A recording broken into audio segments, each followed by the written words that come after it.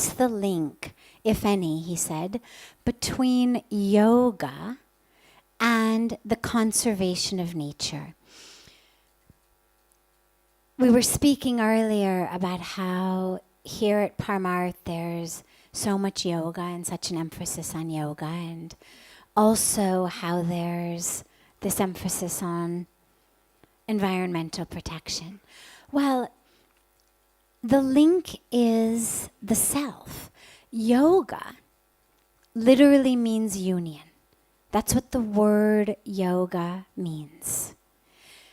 We think of yoga today, sadly, as an exercise, something we do.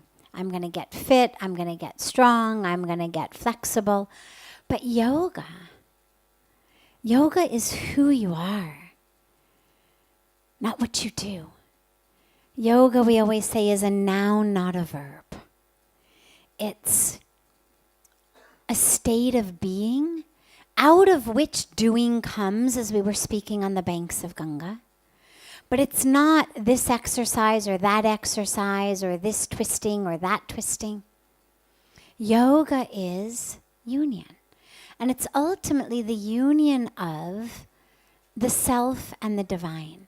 So it doesn't matter what our religion may be. It doesn't matter what name or form we may use for the divine, what language we use, maybe no name, maybe no form. But that divine, that creator, yoga is the union with that. And so protecting our natural world is the most automatic outcome of that. If I'm living in the illusion of separation, I'm over here, the world is over there, this is me, that's not me. Well, then I can cut down that tree, I can pollute that river, I can throw those women into a sweatshop, I can make food choices that end up causing starvation in the world. I can buy gas-guzzling cars, I can leave a really big violent footprint on the earth because the earth is separate from me. Doesn't matter. I'm over here, everything else is over there.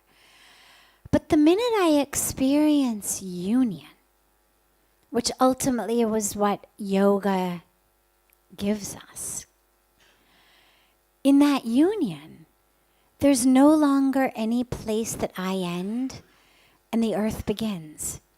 There's no longer any place that I end and the rivers or the mountains or the trees or the women in the sweatshop or the child laborers or the starving children. No place that I end and they begin.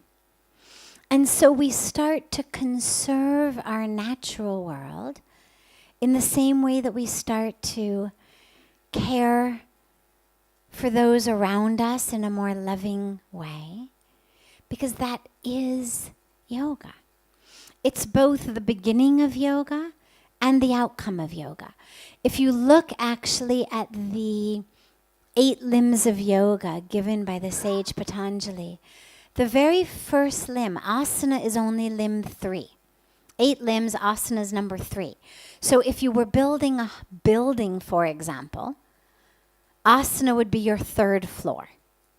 Well, long before you can get to the 3rd floor, there's a foundation, there's a 1st floor, there's a 2nd floor. You can't just, zap your way up to the 3rd floor without a foundation. And the yamas and the niyamas are really the foundation of yoga. I'm not going to go into them here except to mention that the very first yam is non-violence, ahimsa. The 2nd is truthfulness. The 3rd is non-stealing, asteya. And I mention this because that's the stuff that natural preservation is made of. Violence doesn't just mean I walk out with a machine gun and kill my neighborhood. It doesn't just mean I go and I rape a woman on the street. Violence is in how we're moving through our day. What we eat, what we buy, what we wear, how we live, how we speak, the choices we make. that footprint on the earth is violent, regardless of what form it takes. And so when we practice yoga, we begin with nonviolence as an instruction, as a commandment. Long before I've gotten into asana, long before I've gotten into pranayama, long before I've gotten all the way up into meditation and samadhi, nonviolence is what I'm told. Begin here. But then nonviolence also comes later on from a much more enlightened state. In the beginning, I have to remember it. Ahimsa, nonviolence. Yes, this is my foundation. But once I've actually experienced the union of yoga, then nonviolence comes automatically. Then the yamas and the niyamas are no longer things I have to leave, sticky notes on my computer for. Oh, wait, right, what was the 8th one again? It becomes second nature. It becomes who I am. A mother does not need to set an alarm to remind her to go check on her baby when the baby's crying. The baby cries. That is the alarm. The mother goes to take care of the baby. The baby turns over in bed. A sound that no one in the world could possibly hear, an imperceptible sound.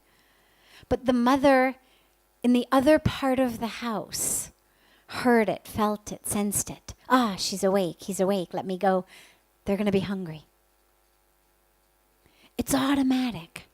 It's the most natural byproduct of being a mother. And in the same way, when we are united with the divine, the way that a mother is united with her child,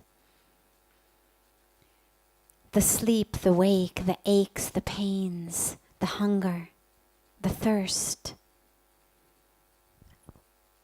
of that with which we are connected calls us to it. We don't need the reminders. It becomes second nature. So conservation of nature plays a role in the very beginning in the yamas and niyamas, right there, non-violence, right there, non-stealing, non-hoarding.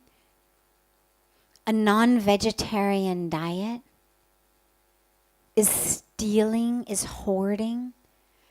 Not just the meat of the animals, that's not even what I'm talking about, but it's stealing and hoarding the grain on earth.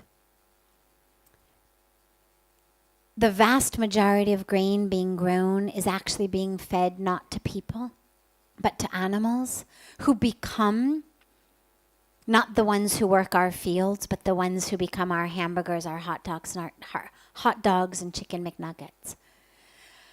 The United Nations produced a report saying that the meat industry is the single greatest contributor to global warming. The water usage in one meal of beef is the equivalent water that you would use for bathing for 6 months. And not bathing the way people bathe in India, like from one bucket, but bathing from a shower head that runs for 8 minutes a day, every day, for 6 months. You would use approximately 10,000 liters, about 2,500 gallons of water, which is about the amount of water that goes into the production of a pound of beef. Now, I mention this because when we talk about non-violence, well, obviously it's violent to eat the meat, but it's not just violent to the animal. It's violent to those who are starving, whose grain we are eating. It's violent to those who don't have water. It's violent to the farmers whose fields are desiccated. So it's violent to the earth. So when we talk about asteya, apigraha, non-stealing, non-hoarding, our whole lifestyle comes in. I just gave one example of what we eat, how we shop, how we live. It's all there. So conservation comes in at the very beginning, even before I get to the asanas. And then as I move through yoga and actually experience divine union, well, then I could no more harm the world than I could harm myself, because I understand the world is self. So it's there on both levels and throughout it all.